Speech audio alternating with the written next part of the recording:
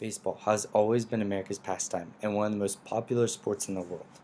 Some of the best athletes have left their mark in baseball and will never be forgotten. But some such players had to cheat their way through taking performance enhancing drugs. Performance enhancing drugs are drugs that are used to enhance a person's performance in a particular activity, but performance enhancing drugs have left their mark in history. In 1889, Pud Galvin was the first known player to take performance-enhancing drugs. Performance-enhancing drugs finally made the banned substance list in 1991. And finally, in 2003, Major League Baseball began testing players for performance-enhancing drugs. In 2007, Barry Bonds hit his 756th home run, beating Hank Aaron's record. Everyone thought he was the best home run hitter ever.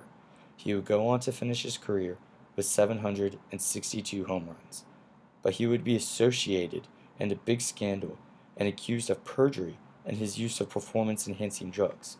Hank Aaron, the former home run record holder, never used performance-enhancing drugs, but his record would never be as great.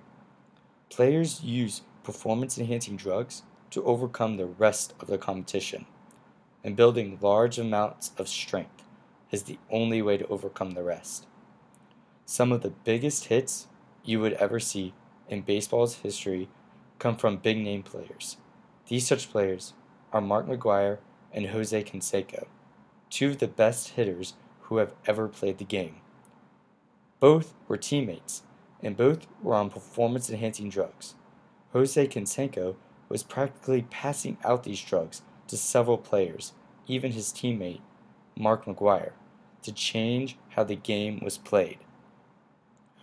Jose Canseco wouldn't last in the league very long, but he would later write two books called Juiced and Vindicated that would accuse players of taking performance-enhancing drugs.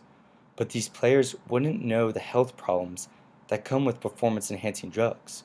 Ken Caminiti used performance-enhancing drugs through his career and would later die of a heart attack in 2004. Another player who lost their life was Steve Beckler, a pitcher for the Baltimore Orioles, collapsed during spring training due to toxicity of performance-enhancing drugs. Performance-enhancing drugs and steroids can reduce sperm count and unable to father a child, contribute to high blood pressure, increase the risk of heart attack and stroke, increase the risk of liver disease and cancer, and increase aggression and rage resulting in violent acts. One example of someone who suffered from these health problems is Jose Canseco, who was often violent and would be arrested multiple times. So in this case, 50-game suspensions need to be full season suspensions, and there needs to be more random drug testing. We need to protect this game and make it drug-free, and improve the safety of players' health currently and in the future. And this will make a happier league.